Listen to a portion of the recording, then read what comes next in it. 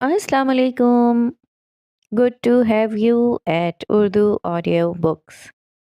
حاضر خدمت ہے سعدیہ راجپوت کا ناول عشق آتش، ایپیسوڈ 14. وجدان صبح کا نکلا ہوا تھا اور اب رات کے 11 بج رہے تھے اور اس کا کچھ پتہ نہیں تھا. ویسے رات کو دیر سے آنا اب اس کی روٹین میں شامل تھا اور گھر والے بھی اس روٹین کے عادی ہو چکے تھے. اس لیے کھانے کے بعد چائے پی کر سب اپنے اپنے کمروں میں چلے گئے. بس عائشہ ہی وجدان کے انتظار میں لاؤنج میں بیٹھی تھیں. 11 بجنے کے بعد وجدان نے گھر میں قدم رکھا. دروازہ کھول کر اندر آتے وجدان کو دیکھ کر عائشہ کو لگا انہوں نے وجدان کے ہیولے کو دیکھا ہو. یوں تو کئی دنوں سے وہ خود کو بھلائے ہوئے تھا، لیکن اس وقت اس کی حالت بدترین ہو رہی تھی. آنکھوں میں بیگانگی لیے اس کے چہرے سے وحشت برس رہی تھی. گرد جم کر بلیک پینٹ شرٹ کا رنگ خاکستری لگنے لگا تھا. عائشہ آخر ماں تھیں. ان کا دل پسیج گیا. وہ اٹھ کے اس کے پاس چلی آئیں. یہ کیا حالت بنا رکھی ہے وجدان؟ وجدان نے انہیں دیکھا. اس کی آنکھوں کا بے جان تاثر دیکھ کر وہ کٹ گئیں. ایسے کیا دیکھ رہا ہے؟ چل ادھر آ. وہ اس کا بازو پکڑ کر اسے صوفے پر لے آئیں. اچھا طریقہ ہے ماں کو پریشان کرنے کا. یہی ضد ہے نا کہ ملیحہ سے شادی کرنی ہے. یہ لے. انہوں نے اس کے سامنے ہاتھ جوڑ دیے. غلطی ہو گئی کہ تیری بات نہیں مانی. تو جیتا میں ہاری. اب خوش؟ وہ بول کر خود مسکرائیں. اب صبح مجھے اس کے گھر لے چلنا، اس کے ماں باپ سے شادی کی بات کروں گی اور اس وقت تک چوکھٹ نہیں چھوڑوں گی جب تک وہ ہاں نہیں کر دیتے. انجانے میں ہی انہوں نے بھڑکتی آگ پر پیٹرول کی بارش کر دی تھی. چپ بیٹھے وجدان کے اندر بلا کے طوفان اٹھے تھے اور وہ ان سے بے خبر کہہ رہی تھیں، میں اپنے بیٹے کے لیے کھانا لے کر آتی ہوں، تب تک تم نہا دھو کر کپڑے بدل لو، ٹھیک ہے؟ وہ چھوٹے بچے کی طرح اسے پچکار کر بولتی کھانا گرم کرنے کچن میں چلی گئیں. وجدان کے اندر دھواں بھر رہا تھا. بہت سی آوازوں کا شور اس کے ذہن میں مچل رہا تھا. آپ مجھ سے شادی کریں گی؟ آپ یا تو پاگل ہیں یا دیوانے. کوئی بھی فیصلہ کرنے سے پہلے ایک بار میرے بارے میں سوچ لیجئے گا. کیا التجا تھی. فیصلہ کرنے کا اختیار کبھی بھی میرے پاس نہیں رہا. اور کیسی بے بسی تھی. آپ ایک بار اور لائبریری جا سکتے ہیں. میں پورا دن آپ کا انتظار کروں گا. مگر وعدہ وفا نہ ہوا. لیجئے میری طرف سے تحفہ ہے. عشق آتش کیسا انوکھا تحفہ تھا. وجدان نے اپنے دونوں ہاتھ کانوں پر رکھ کر سر گھٹنوں سے ٹکا دیا، مگر آوازیں بند نہ ہوئیں. بہت چاہا ہے اسے، اتنا کہ اب اس چاہت سے دستبردار نہیں ہوا جاتا. اس سے الگ ہونے کا خیال میرے دل سے روح کھینچ رہا ہے. وجدان کو کفن میں لپٹی ملیحہ کا چہرہ یاد آ گیا. اس نے کہا تھا، میں قیامت تک آپ کا انتظار کروں گا. اور قیامت تک کا انتظار اس کی قسمت میں لکھ دیا گیا تھا. وجدان نے تیز ہنسی کی آواز سنی تھی. اسے لگا تقدیر اس کا مذاق اڑا رہی ہے. وہ بازوؤں میں سر چھپا کر دوہرا ہوا بیٹھا رہا. اس بار چوڑیاں کھنکنے کی آواز سنائی دی. وجدان نے سر اٹھا کر دیکھا تو اسے لاؤنج کے کھلے دروازے سے باہر پلر کے پاس چاندنی میں ڈھلا ایک پیکر دکھائی دیا، جیسے کوئی ہاتھ بڑھا کر بارش کے قطروں کو ہتھیلیوں پر جذب کرتا ہے. وہ ہتھیلی کو کبھی الٹتی کبھی سیدھا کرتی، اپنے ہاتھ پر چاندنی کو دیکھ کر بچوں کی طرح خوش ہو رہی تھی. وجدان کی طرف اس کی پشت تھی اور اس کے لمبے گھنے بال پوری طرح اس کی کمر کو ڈھک رہے تھے. پھر وجدان پہلی نظر میں ہی اسے پہچان گیا، مگر حیرت کی وجہ سے اس کا نام وجدان کی زبان سے چند سیکنڈ کی تاخیر کے بعد سرسراتی ہوئی آواز میں نکلا، ملیحہ. وجدان کی آواز پر اس نے فوراً پلٹ کر دیکھا. وہ ملیحہ ہی تھی. مسکراتی نگاہوں سے ہکا بکا بیٹھے وجدان کو دیکھتے ہوئے اس نے اچانک ہی اپنا ہاتھ اس کی طرف اٹھا دیا، جیسے اسے ہاتھ تھامنے کی دعوت دے رہی ہو. وجدان بے تاب ہو کر اٹھتا تیزی سے باہر آ گیا. پھر جیسے ہی اس نے ملیحہ کا ہاتھ تھامنا چاہا وہ شرارت سے اپنا ہاتھ پیچھے کھینچ کر ہنستی ہوئی پلٹ کر بھاگی۔ رکیے ملیحہ، اس نے آواز دی۔ ملیحہ نے پلٹ کر تو دیکھا مگر رکی نہیں اور بھاگتی ہوئی گیٹ سے نکل گئی۔ ملیحہ پلیز رک جائیں، وجدان اسے آواز دیتا خود بھی گیٹ کی طرف لپکا۔ وہ گیٹ سے باہر نکلا تو ملیحہ دونوں ہاتھ پشت پر باندھے سامنے کھڑی شرارت سے اسے دیکھ رہی تھی۔ وجدان چلتا ہوا اس کے پاس آیا اور وہ مسکراتے ہوئے قدم پیچھے کی طرف لینے لگی۔ میں کب تک آپ کو بلاتا رہوں گا اور آپ کب تک مجھ سے دور بھاگتی رہیں گی؟ اب بس کر دیں۔ وہ بکھر کر شکایت کر رہا تھا مگر ملیحہ الٹے پیروں پر چلتی رہی۔ پھر اچانک ہی وجدان نے اسے روکنے کے لیے لپک کر اس کا ہاتھ تھامنا چاہا اور وہ تیزی سے پیچھے ہٹتی پلٹ کر بھاگنے لگی۔ وجدان بھی اس کے پیچھے دوڑتا چلا گیا۔ عائشہ کھانے کی ٹرے لے لاؤنج میں آئیں تو وجدان وہاں نہیں تھا۔ انہوں نے اس کی تلاش میں ادھر ادھر دیکھا تو کھلے دروازے سے انہوں نے وجدان کو گیٹ کی طرف بھاگ کر جاتے دیکھا۔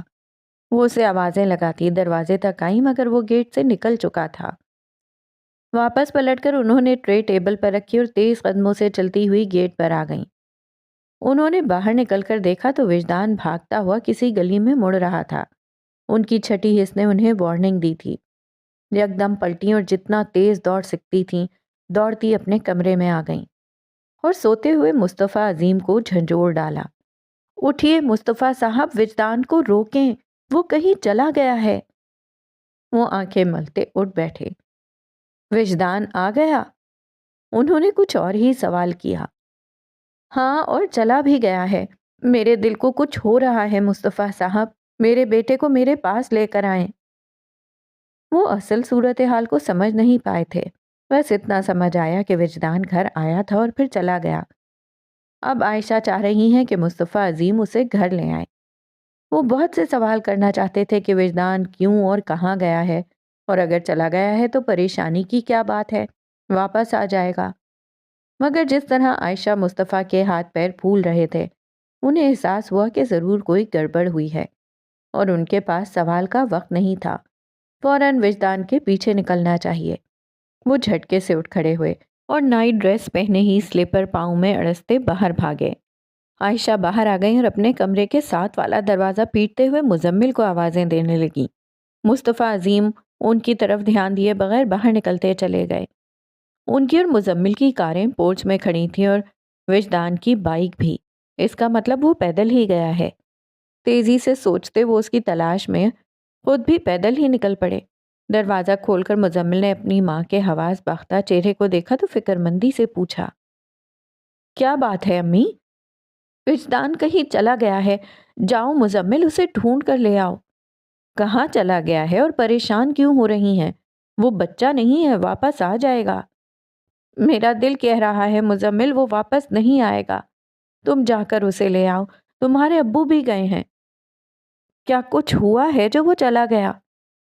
مزمل کو یہی سمجھ میں آیا کہ شاید وجدان کی ماں باپ سے کوئی بات ہوئی ہے اور وہ جھگڑا کر کے چلا گیا، ورنہ عائشہ اتنا پریشان کیوں ہوتی؟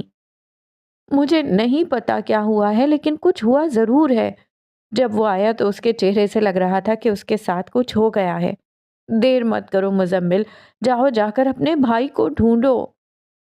وہ رونے لگی تو مزمل کے ساتھ کھڑی ہوئی انیقہ آگے نکل کر ان کے پاس آئی اور انہیں ساتھ لگا کر چپ کرانے لگی۔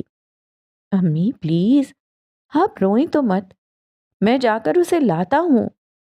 ان کے رونے پر اس نے پریشان ہو کر کہا، پھر اندر سے گاڑی کی چابی اٹھا کر باہر نکل گیا۔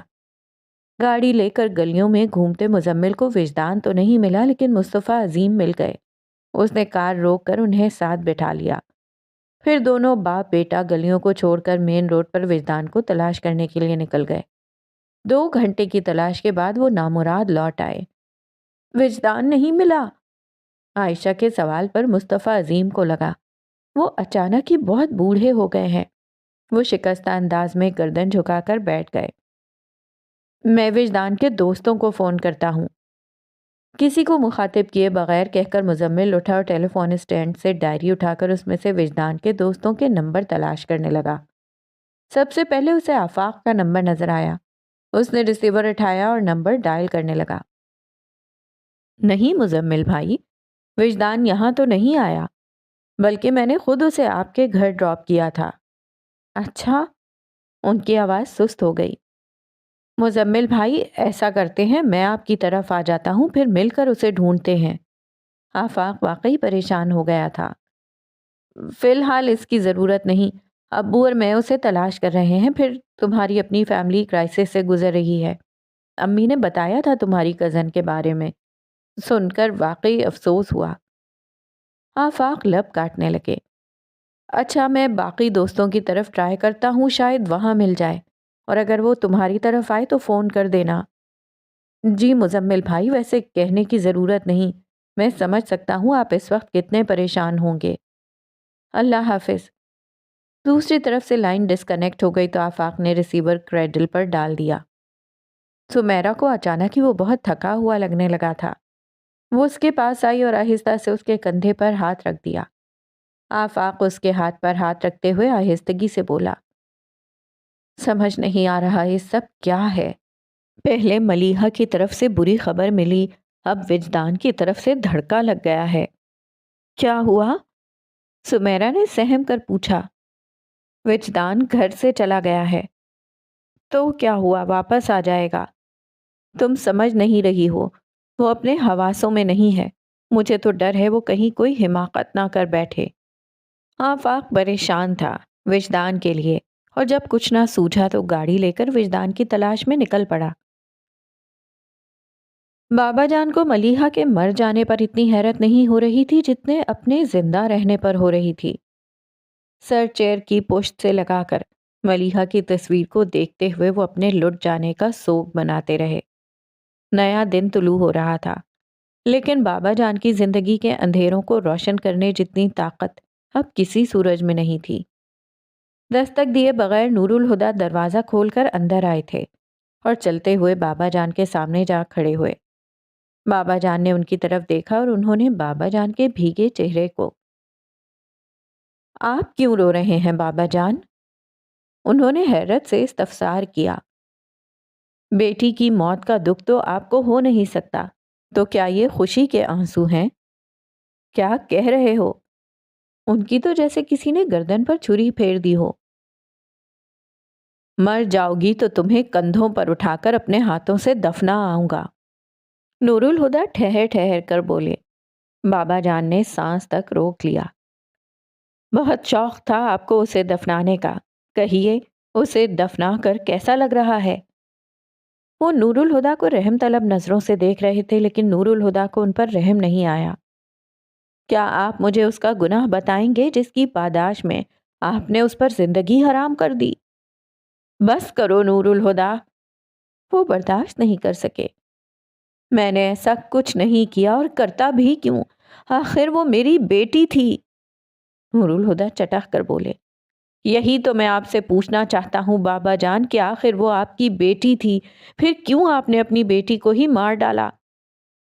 بابا جان حیرت کی زیادتی سے گنگ رہ گئے، پھر اس الزام پر تڑپ اٹھے۔ چاہو تو مجھے جان سے مار دو نور الہدیٰ، لیکن مجھ پر اتنا بھیانک الزام مت لگاؤ۔ میں نے ملیحہ کو نہیں مارا، اسے ہارٹ اٹیک ہوا تھا، اور یہ بات تم بھی جانتے ہو۔ اور ملیحہ کو ہارٹ اٹیک کیوں ہوا تھا؟ وہ برفیلے لہجے میں سوال کر رہے تھے۔ 20 سال کی عمر میں ہارٹ اٹیک بے وجہ نہیں ہوا کرتا۔ مجھے وہ وجہ بتائیں گے جو اس کے ہارٹ اٹیک کا سبب بنی؟ سرد آواز اور بے تاثر چہرہ، ان دو چیزوں کے ساتھ بابا جان نے بہت سے لوگوں کو بے بس کیا تھا۔ آج وہ خود ان دونوں کے آگے بے بس ہو گئے تھے۔ ان کا دایاں ہاتھ دونوں ہاتھوں میں لے کر دھیرے دھیرے کہنے لگا، ملیحہ کیوں مر گئی؟ اس سوال کا جواب دینے کے لیے آپ کو ایک اعتراف کرنا ہے، اور اس اعتراف کے بعد ہو سکتا ہے ملیحہ آپ کو معاف کر دے۔ لیکن بابا جان، میں آپ سے وعدہ کرتا ہوں کہ قیامت تک تو کیا، اس کے بعد بھی میں آپ کو معاف نہیں کروں گا۔ اپنی بات کہہ کر وہ رکے نہیں اور اٹھ کر باہر نکل گئے۔ بابا جان ابھی تک سکتے کی کیفیت میں تھے۔ پھر ان کا دھیان اپنی گود میں رکھی ڈائری کی طرف گیا۔ انہوں نے ڈائری اٹھا کر کھولی، پھر پڑھنے لگے۔ ڈائری کیا تھی؟ ان کے جرائم کی فہرست تھی۔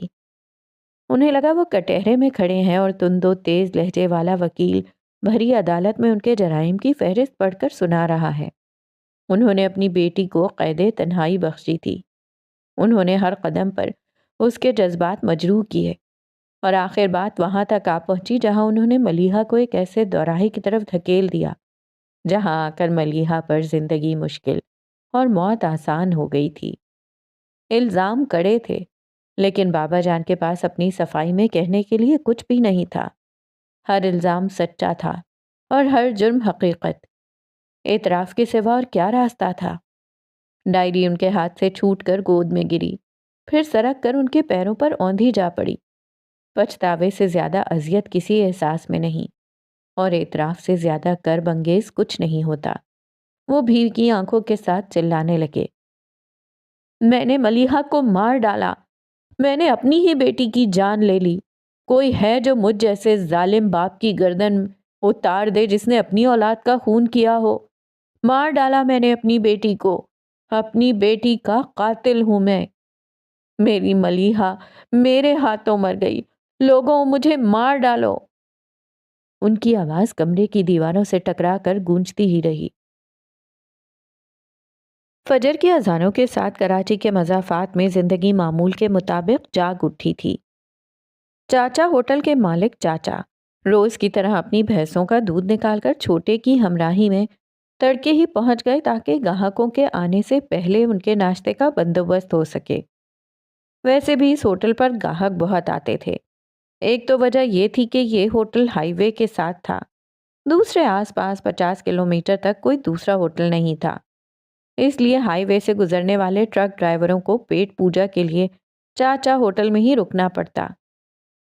چاچا تو دودھ کی بالٹیاں سائیڈ میں رکھ کر تھڑے پر بیٹھا غرارے کرنے لگا اور چھوٹا چارپائیوں کو بازیاب کرانے کے لیے کچن کے دروازے کا تالا کھولنے لگا۔ تبھی اس کی نظر تندور کے ساتھ رکھے لکڑیوں کے ڈھیر پر پڑی۔ اسے وہاں کوئی چھپا ہوا نظر آیا۔ اس نے پھس پھس کی آواز نکال کر چاچا کو متوجہ کر کے لکڑیوں کے ڈھیر کی طرف اشارہ کیا۔ چاچا نے آنکھیں سکیڑ کر ڈھیر کو دیکھا، پھر کسی کی جھلک پا کر وہ تھڑے سے اتر آیا۔ پہلوان تھا، اس نے چھپے ہوئے سے ڈرنے کی ضرورت محسوس نہیں کی اور اس کے سر پر پہنچ کر اس کا شانہ دبوچ لیا۔ ہاں بھائی بول، کون ہے تو اور ادھر گھسا کیا کر رہا ہے؟ شش!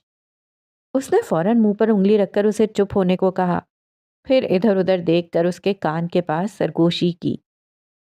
آہستہ بولو، نہیں تو انہیں پتہ چل جائے گا کہ میں یہاں پر چھپا ہوں۔ کس کو پتہ چل جائے گا؟ چاچا اسی کے لہجے میں بولا، وہ جو اندر ہیں۔ اس نے کچن کے دروازے کی طرف اشارہ کیا۔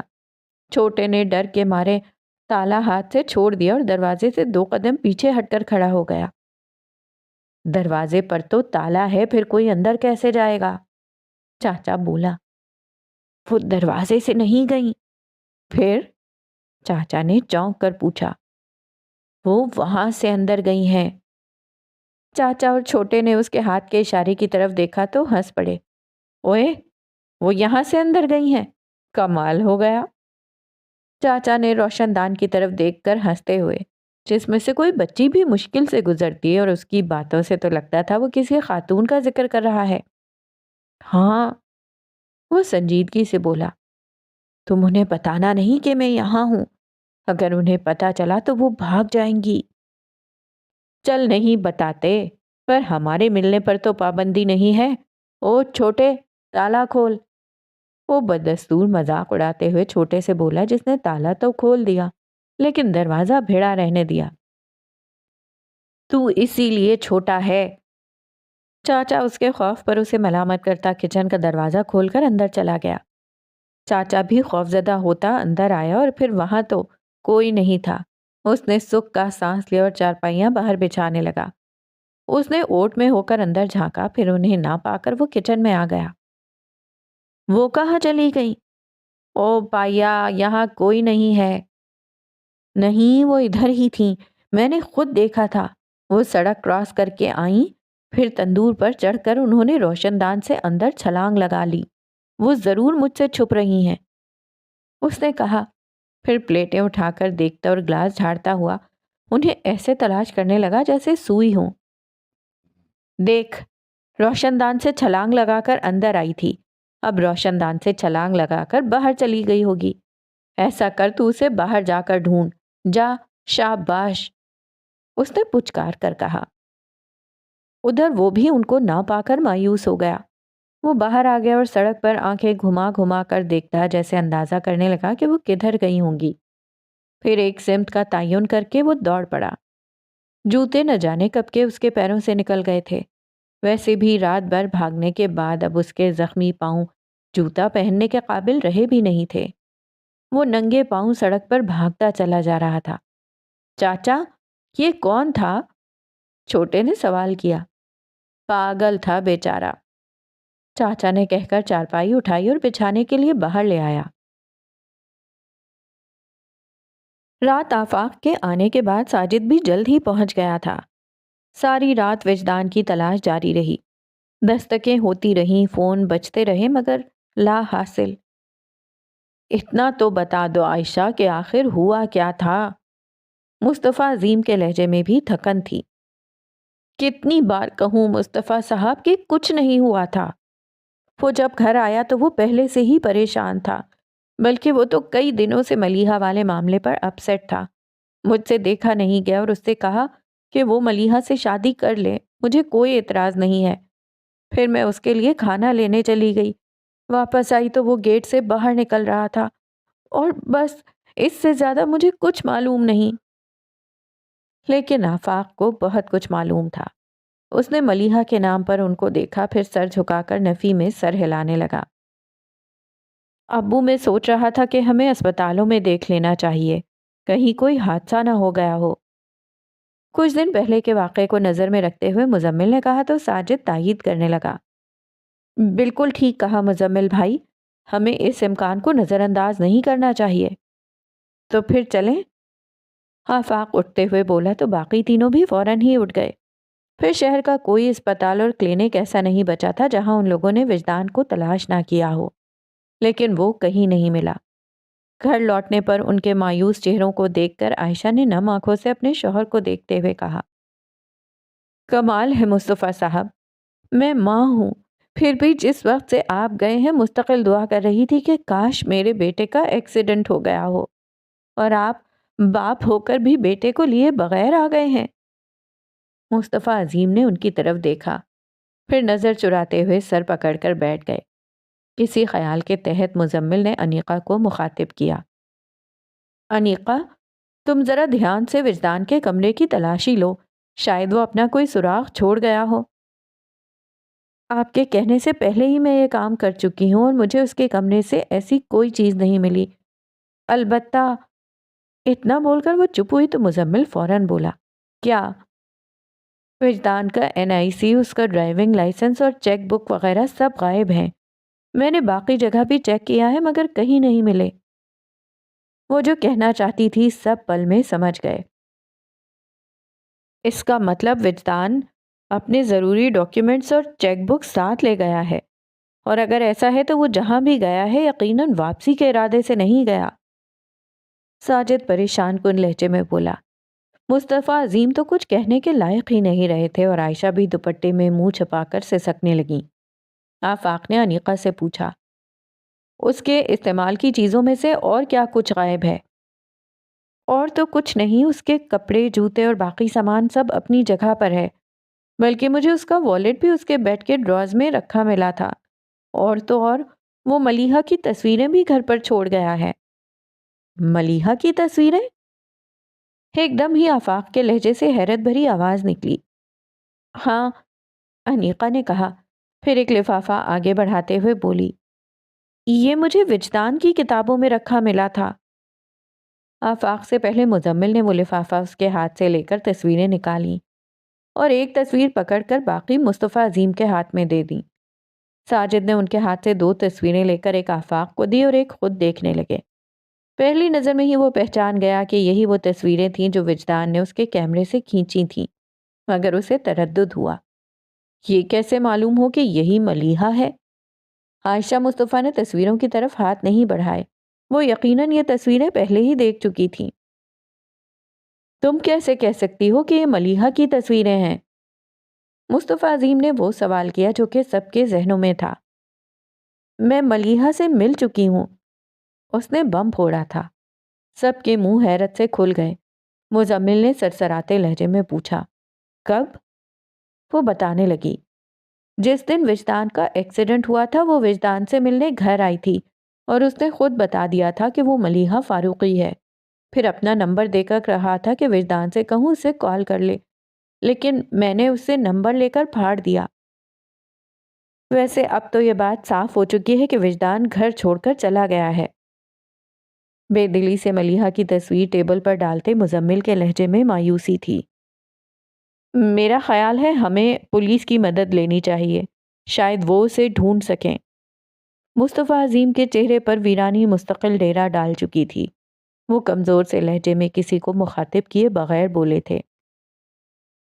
لاؤنج میں بیٹھا ہر شخص ان کے اندر کی تھکن کو محسوس کر کے سر جھکا گیا۔ پریشانی سے ہونٹ کاٹتے ان کی آنکھیں نم ہو رہی تھیں۔ وجدان سے ان کی محبت کسی سے ڈھکی چھپی نہیں تھی۔ ان کے لیے یہ سانحہ واقعی بہت عظیم تھا۔ شوہر کو نا امید ہوتے دیکھ کر عائشہ کی اپنی طاقت بھی کمزور پڑ گئی تھی۔ انہوں نے اپنی آنکھوں کو چھلکنے سے باز رکھنے کی کوشش نہیں کی تھی۔ ان کو روتے دیکھ کر مزمل کی افسردگی گہری ہو گئی۔ اسے بیک وقت وجدان پر غصہ بھی آ رہا تھا اور اس کے لیے بڑے بھائی کی طرح پریشان بھی ہو رہا تھا۔ مصطفیٰ عظیم طویل خاموشی کے بعد تھکے ہوئے لہجے میں بولے، تم نے مجھ سے میرا بیٹا چھین لیا ہے عائشہ۔ انہوں نے اپنے شوہر کی طرف دیکھا اور بے بسی سے بولی، مگر میں تو اجازت دے چکی تھی مصطفیٰ صاحب، پھر کیوں؟ بات ادھوری چھوڑ کر وہ آنسو پینے لگی۔ دھڑکنیں تھم جاتی ہیں، سانسیں رک جاتی ہیں، مگر وقت نہیں رکتا۔ نور الہدیٰ نے سوچا، آج ملیحہ کا سوئم بھی ہو گیا تھا۔ تم بہت بڑے وکیل ہو نا منیر حسین، ایک بات بتاؤ گے؟ قالین پر بچھی چاندنی پر بیٹھے بابا جان نے اپنے سامنے بیٹھے منیر حسین سے سوال کیا۔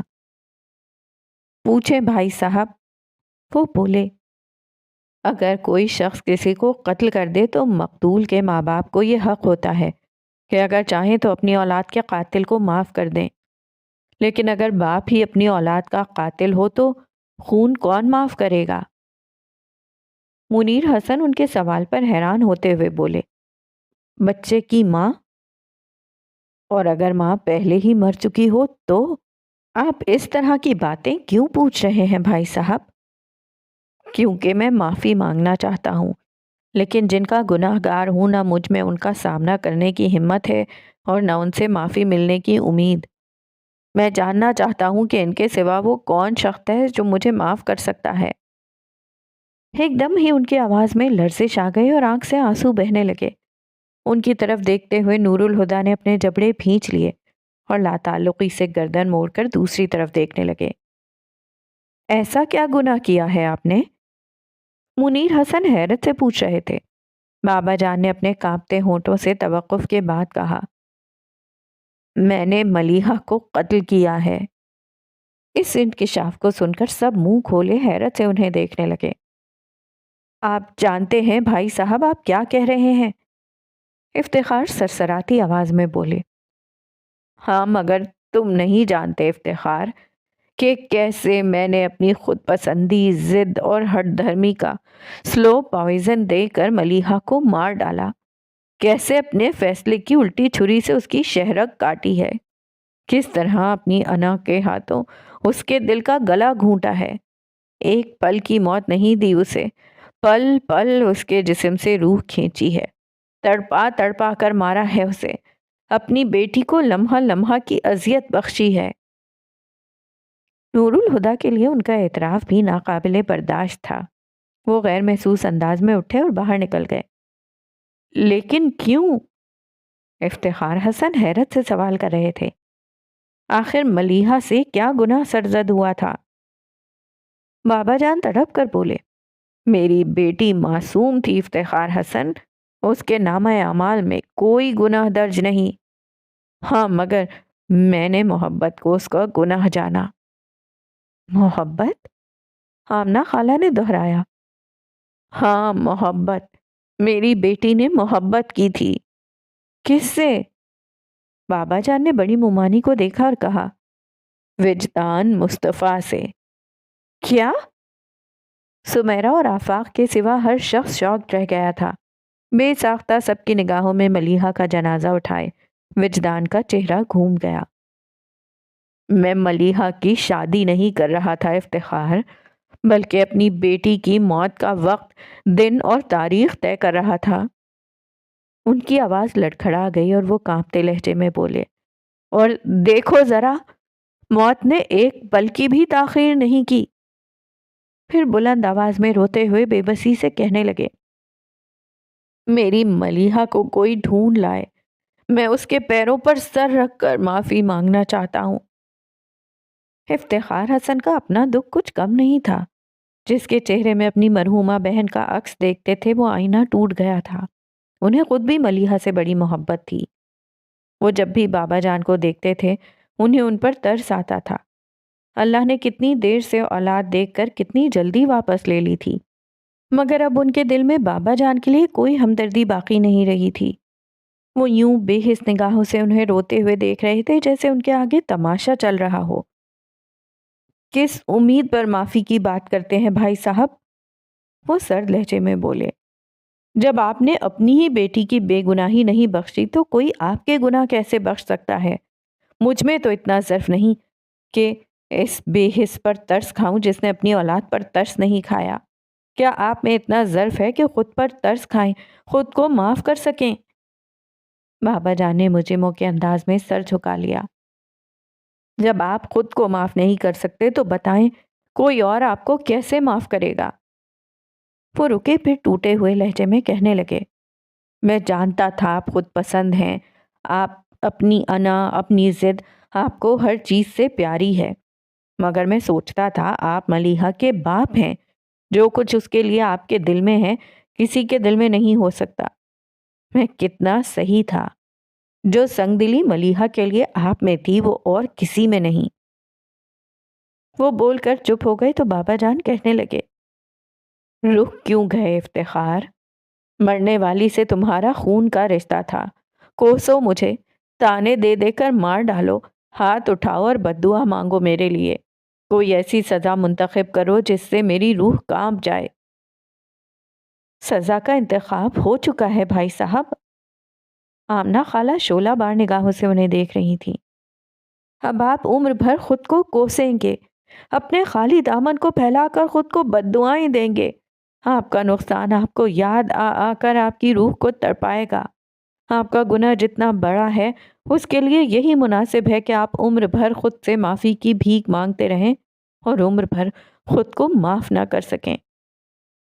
بابا جان کا چہرہ لٹھے کی مانند سفید پڑ گیا تھا۔ افتخار حسن اٹھ کھڑے ہوئے تو سب ان کی تقلید میں اٹھ کر جانے لگے۔ تم مجھے معاف کیے بغیر نہیں جا سکتے افتخار۔ وہ حواس باختہ سے اٹھ کر ان کے پاس آئے، اور میں آپ کو کبھی معاف نہیں کر سکتا۔ افتخار حسن نے ہمیشہ انہیں احترام دیا تھا، ان سے بات کرتے ہوئے ہمیشہ نظر جھکا کر رکھتے تھے، مگر آج ان کے دل میں بابا جان کا احترام ختم ہو چکا تھا۔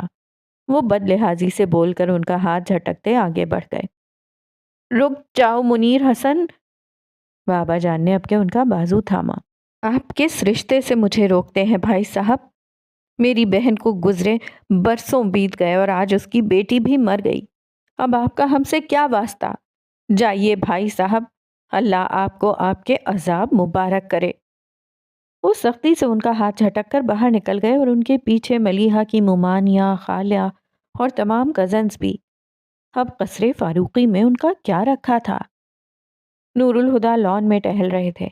ان لوگوں کو اندر سے نکل کر گاڑیوں میں بیٹھتے دیکھ کر وہ تیزی سے پورچ میں آ گئے۔ افتخار حسن بیٹھنے کے لیے دروازہ کھول چکے تھے۔ ماموں جان، نور الہدیٰ نے پیچھے سے آ کر دروازے پر ہاتھ رکھ دیا۔ افتخار حسن پلٹ کر انہیں دیکھنے لگے۔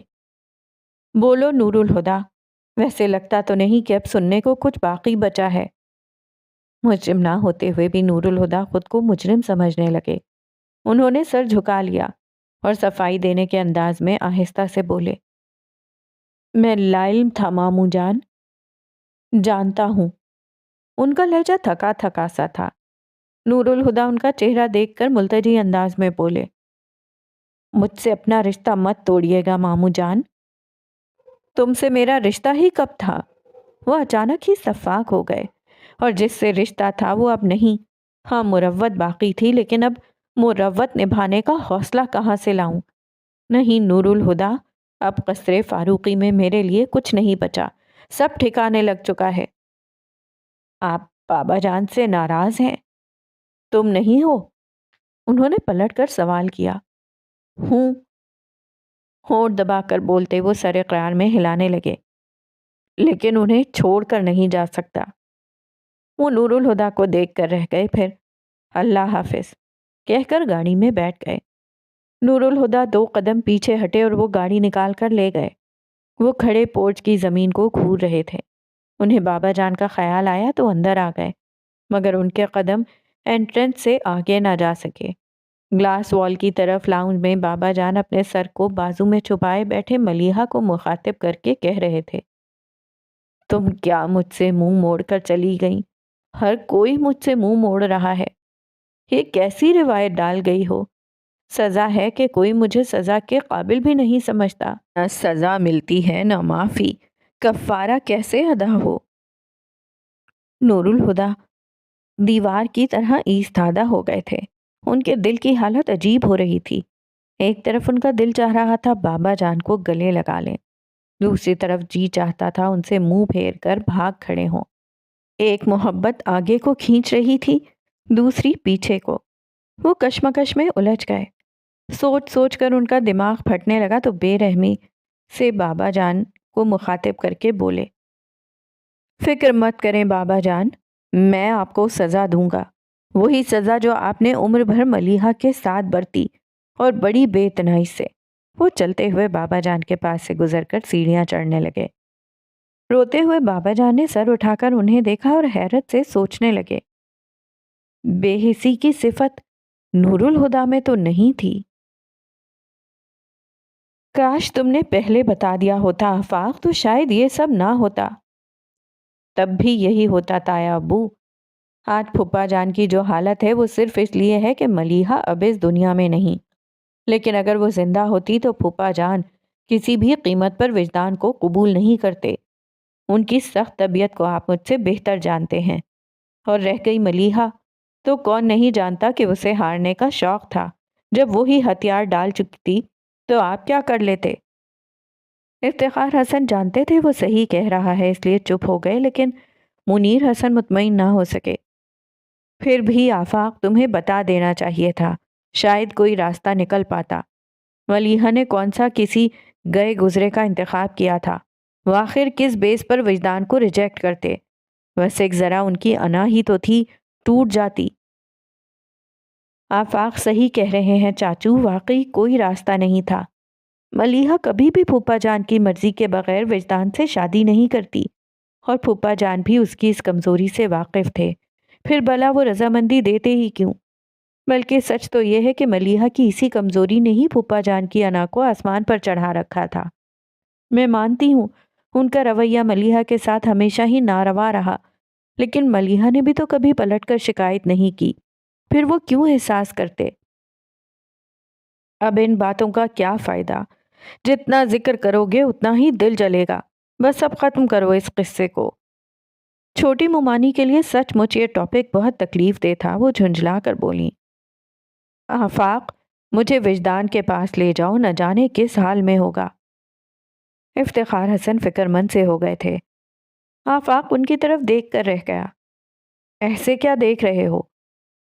آفاق نے نظر جھکا لی۔ یہی تو پتہ نہیں چل رہا کہ وہ کس حال میں ہے۔ کیا مطلب؟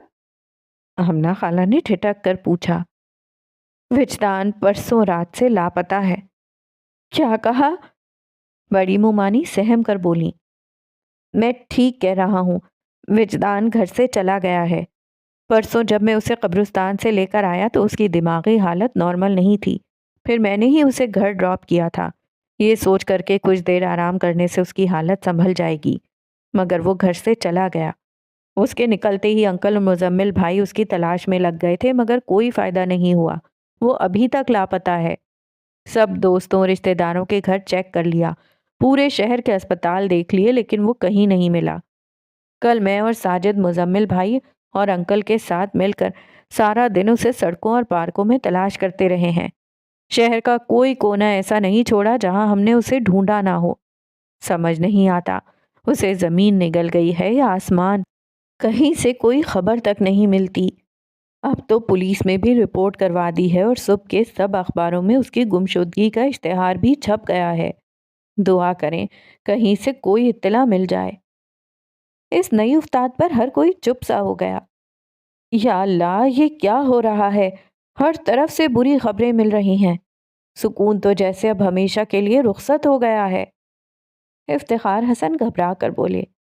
मुनीर हसन ने एक नज़र अपने भाई को देखा जो टूट से गए थे, फिर आफाक से तेज लहजे में बोले, तुम ये सब आज बता रहे हो? और क्या करता, जो सानेहा गुजर चुका वो क्या कम है जो मैं आप सबको और परेशान करता।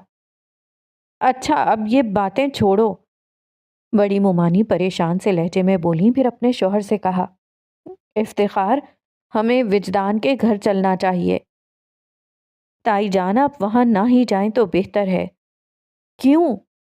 वो उसे देख कर बोली, क्योंकि आप बार बार मलीहा का नाम लेकर रोने लगती हैं और मैंने विजदान के घर वालों को मलीहा से अपने रिश्ते के बारे में कुछ नहीं बताया है, और शायद विजदान ने भी ऐसी कोई बात नहीं की, वरना वो ज़रूर जिक्र करते। फिर उन्हें मलीहा के इंतकाल के बारे में भी कोई इत्तला नहीं। लेकिन तुमने ये सब उनसे क्यों छुपाया जबकि इसकी ज़रूरत नहीं? मुनीर हसन की बात सुनकर आफाक ने कहा, तो क्या बताता कि मलीहा की मौत के सदमे ने विजदान के दिमाग पर असर किया है और उसने होशमंदी में नहीं बल्कि पागलपन की कैफियत में घर छोड़ा है, ताकि उनके दिलों से रहा सहा इत्मीनान भी रुखसत हो जाए, जैसे मेरे दिल से रुखसत हो गया है। और अब तक तो दर दर भटकता वो सचमुच पागल हो गया होगा। गलत लोगों को दिल में जगह दी। उन दोनों ने तो अपने दिल के आगे किसी और के दिल की परवाह ही नहीं की। आफाक दिल गिरफ्ता हो गया। वो चश्मे तसव्वुर से विजदान को करिया करिया दीवानों की तरह भटकते देख रहा था।